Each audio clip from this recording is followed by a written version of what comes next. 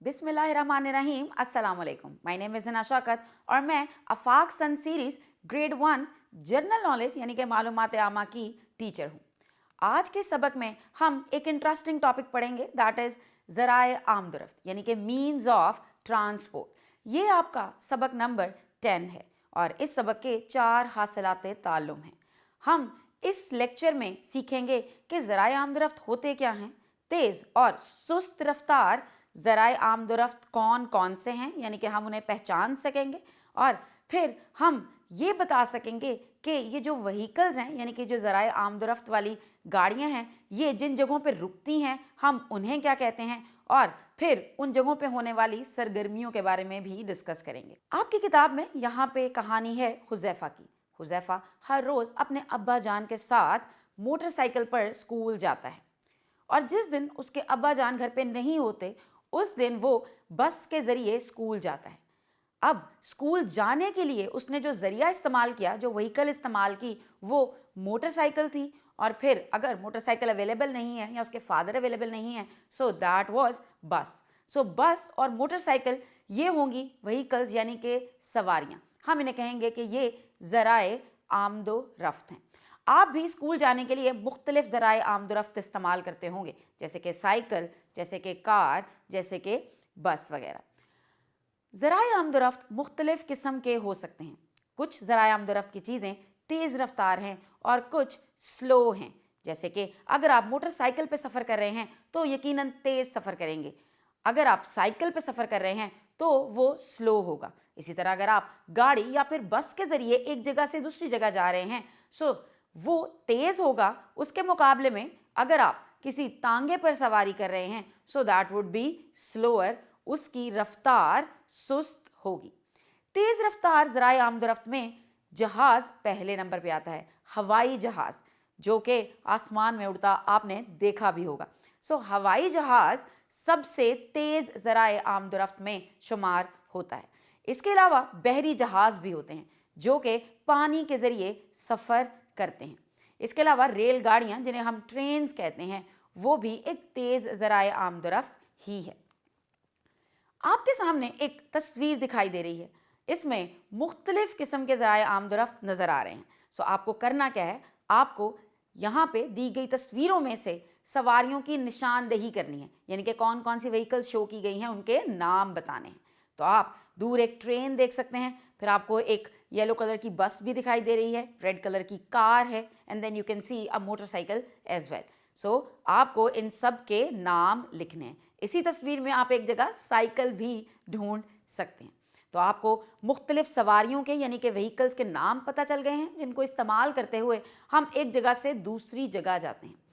कुछ vehicles personal vehicles होती हैं जैसे कि साइकिल या फिर मोटरसाइकिल वगैरह, लेकिन कुछ पब्लिक ट्रांसपोर्ट होती है जैसे कि बसेस या फिर रेलगाड़ियाँ यानी कि ट्रेन, और हवाई जहाज़ या फिर बहरी जहाज़। इनके रुकने की कोई जगह होती है जिन्हें हम इनके अड्डे कहते हैं। जैसे कि अगर बसेस एक जगह रुक रही हैं तो हम उसे बस का अड्डा कहेंगे। सो बस अड्डा या फिर बस स्टॉप, ये एक ऐसी जगह होगी जहाँ पे बसेस आकर रुकेंगी और जो मुसाफिर हैं यानी कि पैसेंजर्स वो बसेस में सवार होंगे। और आपको याद रखना है कि जब भी आपको बस स्टॉप पे खड़े होकर बस का इंतज़ार करना है और बस में सवार होना है तो आपको कतार बनाकर ही बस में सवार होना है ताकि किसी हादसे से बचा जा सके। इसी तरह अगर आपको रेलगाड़ी में सफ़र करना है तो आपको बस स्टॉप पे नहीं जाना। रेलगाड़ी में सफ़र करने के लिए आपको जाना पड़ेगा रेलवे स्टेशन। रेलवे स्टेशन में ट्रेन्स आती हैं। सो रेलवे स्टेशन में प्लेटफॉर्म के ऊपर ट्रेन आके रुकेगी और फिर मुसाफिर उस ट्रेन में सवार होते हैं और फिर वो ट्रेन आपको आपकी मंजिल तक ले जाएगी। सो ट्रेन में सफ़र करने के लिए जो स्टॉप है, जिस जगह जाना है, दैट इज़ रेलवे स्टेशन। इसी तरह एक और जगह होती है जिसे हम हवाई अड्डा या फिर एयरपोर्ट कहते हैं। एयरपोर्ट पर हवाई जहाज़ आकर रुकते हैं और फिर हवाई जहाज़ वो मुसाफिरों को एक जगह से दूसरी जगह लेकर जाते हैं, और हवाई जहाज़ बहुत ही तेज़ ज़राए आमदरफ्त है। This is the fastest mean of transport. फिर बात आती है बंदरगाहों की। ये काफ़ी कम होती हैं क्योंकि ये उन्हीं जगहों पे होती हैं जहाँ पे पास समुंदर होते हैं। सो बंदरगाहों पर बहरी जहाज़ आकर रुकते हैं। बहरी जहाज़ پانی کے ذریعے سفر کرتے ہیں. یہ مسافروں کو ایک جگہ سے دوسری جگہ بھی لے کے جاتے ہیں اور ساتھ ہی ساتھ بھاری سامان کو بھی ایک جگہ سے دوسری جگہ ٹرانسپورٹ کرنے میں بہت رول پلے کرتے ہیں. تو اگر آپ کو بحری جہاز کا سفر کرنا ہے تو پھر آپ کو ایئرپورٹ پہ جانے کی ضرورت نہیں ہے, آپ ریلوے اسٹیشن نہیں جائیں گے, آپ کسی بس اسٹاپ پہ نہیں جائیں گے, بلکہ آپ کو بندرگاہ پہ جانا پڑے گا. سو the ports they are their to take you from one place to another place using these vehicles. سو ہم نے یہاں پہ 4 ایسی جگہوں کا ذکر کیا ہے جن سے آپ ٹرانسپورٹ لے کر ایک جگہ سے دوسری جگہ ٹریول کر سکتے ہیں.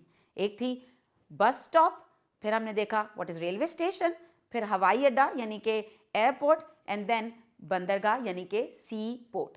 سو مجھے امید ہے کہ اب اگر آپ مختلف گاڑیاں دیکھیں گے, مختلف سواریاں دیکھیں گے تو آپ ان کے نام کی نشاندہی کر سکیں گے, اور اگر آپ مختلف جگہیں دیکھیں گے جہاں سے لوگ ٹرانسپورٹ یوز کر رہے ہیں تو آپ کو ان کے نام بھی آتے ہوں گے.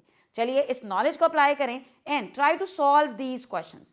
پہلے سوال میں ایم سی کیوز ہیں, یعنی کہ آپ کو درست جواب کا انتخاب کرنا ہے. پہلا سوال ہے بس پر سوار ہونے کے لیے ہم کہاں جاتے ہیں؟ سو بس پر سوار ہونے کے لیے ہم بس اسٹاپ پہ جاتے ہیں. دوسرا سوال ہے ریلوے اسٹیشن سے ہم سوار ہوتے ہیں, یعنی کہ کس چیز پر سوار ہوں گے جب ہم ریلوے اسٹیشن پہ جائیں گے؟ تو ریلوے کا نام ہی ریل سے آپ یاد رکھ لیں, ریل گاڑی یعنی کہ ٹرین. سو ریلوے اسٹیشن پر جا کر ہم ریل گاڑی یعنی کہ ٹرین پر سوار ہوتے ہیں. ہوائی جہاز ٹھہرتے ہیں, ہوائی جہاز کہاں رکتے ہیں؟ سو ہوائی جہاز ہوائی اڈے پر رکتے ہیں جسے ہم ایئرپورٹ بھی کہتے ہیں. نیکسٹ کوشچن از کہ بندرگاہ سے ہم سوار ہوتے ہیں, یعنی کہ بندرگاہ پر کس سواری میں سوار ہونے کے لیے جایا جاتا ہے؟ سو بندرگاہ پر بحری جہاز آ کر رکتے ہیں اور بحری جہاز پانی میں سفر کرتے ہیں.